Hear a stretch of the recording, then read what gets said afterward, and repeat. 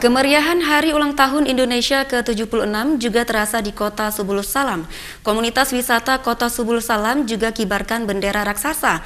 Uniknya bendera tersebut dikibarkan di salah satu air terjun tertinggi di Kota Subulus Salam.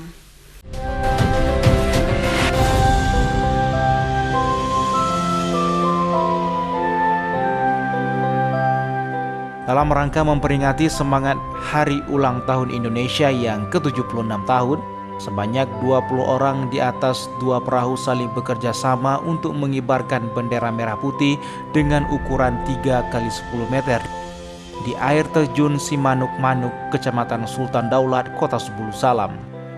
Proses pengibaran bendera merah putih raksasa ini merupakan pengibaran bendera raksasa perdana yang digelar di Kota Subulus Salam. Meski dalam kondisi COVID-19 yang masih melanda Indonesia, namun hal tersebut tak menyurutkan semangat para peserta.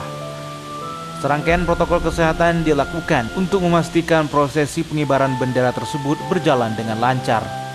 Pengibaran bendera raksasa yang digelar di kawasan hutan konservasi Loser ini mendapat dukungan dari Kesatuan Pengelolaan Hutan atau KPH 6 Dinas Kehutanan Provinsi Aceh, Forum Konservasi Loser, dan Dinas Pariwisata Kota Subulus Salam.